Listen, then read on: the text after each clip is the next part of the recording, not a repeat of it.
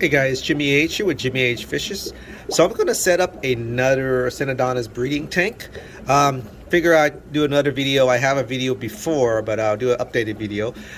So a lot of people ask me how do I breed them. So here's how it is. So basically I start with a filter, sponge filter that's seasoned. I got out from my other tank. I clean it up, all the detritus inside the tank. So the bacteria is still good. I have a flower pot with a hole drill right there. The reason why the rock's on there just so to keep it down, to weight it down. That's all it is. And then I got some not egg crates. It's like egg crates, but it's light diffuser I got. And I just tie it up to some those elbows PVCs right there, just so I have like a maybe like 2-inch gap right here from the bottom to where the egg crates is. And then we go from there. The reason why for this gap is so when the synodontis parents they mate and breed, the eggs will drop down and they cannot go down there and eat them because they will eat their own eggs. So that's why I save them like that. And once the breeding session is done, I will take out the parents, remove everything except the sponge filter. I'll have a heater in there as well, and then I will let the babies grow out in this 10-gallon tank until they're a good size to go into a bigger tank, until they outgrow it basically. And you'll see the progress on it. I'll do updates on it, but right now it's just empty. I just clean everything out. I'm going to fill it up with water, and then I'll select the parents. I don't know if I have 2 or a trio. I'm not sure yet. I need to take them out of another tank, and then the process will take about 2 to 3 days, maybe a week's tops, and then I will have eggs. A lot of eggs during that time frame. Some of the eggs will get fungus. I will put some methionine blue in there after I remove the parents. That way it doesn't get fungus and kill off all the eggs, but there'll be plenty of eggs, so we should be fine. Sorry for the glare, guys. I'm just showing you. Basically, it's just a simple setup. Sponge filter, flower pot, egg crate, so the eggs doesn't get eaten. Other people do it differently. They use marbles, marbles inside a Tupperware container. I tried that method. It didn't work for me. This method seems like is a good, successful breeding for me. As you can see from my other videos, I have a lot of synodontis catfish juveniles right now selling. But this is how I start the tank. This is a simple 10-gallon tank, and then I will put water in there and then drill the parents in there, and then that's it. All right, guys. So once I pick the parents in the bucket and whatnot, I'll show you what I'm going to plan to do with them, and then I'll put them in here. But right now I'm going to fill this tank up and heat it up and get it up ready for the parents to be inside. All right, guys. See you in a bit. All right, guys. I got my trio. So I got 2 females and a male in here. The one coming to the tank right now is a female. You can see the stomach is a little bit pudgy. The one in the back right there, it's a male. He's slender and long. And then there's a female inside already, inside the tub. So here is the male. So you see how he's kind of slender? And females in the back, and there's another female in there hiding already. So I have a trio here, and like I said, they go in there, they breed, and then the eggs go down here. So hopefully tomorrow I can see some eggs come down here. I'll leave them in for a few days. I haven't fed them for 2 days already, so hopefully they don't poop as much. So as far as breeding wise, I'm going to leave them in here. I'm not going to feed them for at least 2 days. And hopefully they breed for me. If not, that's fine, but I mean at least I tried. I have 9 adults, so this is the 3 that I picked out today. If these 3 doesn't breed for me, I can always switch it out. All right, guys, keep you posted on this tank and this project of mine. Talk to you later. All right, guys, so this is the next morning here. I'm looking at the tank, the male, the female, and the other one's inside a flower pot still, so all 3 of them are here. As far as eggs wise, I don't see any. I see a lot of poop and detritus, but I have not seen any eggs. Those white speckles right there are not eggs, guys.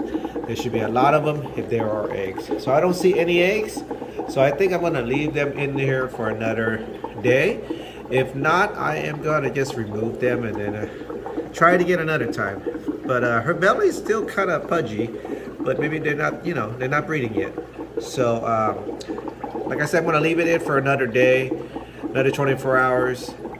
And then if not, then I'm gonna put them all back in the main tank, reset this tank, and then try it again another time.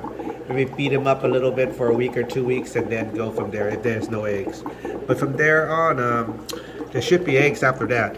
But yeah, so I'm gonna go ahead and do that. Let me monitor them for another day, and then we'll go from there. All right, guys.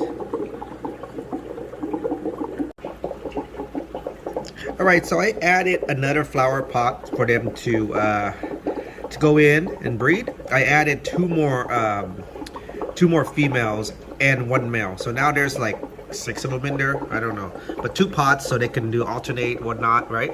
But look at the eggs. Now this is what I'm talking about. See all the eggs?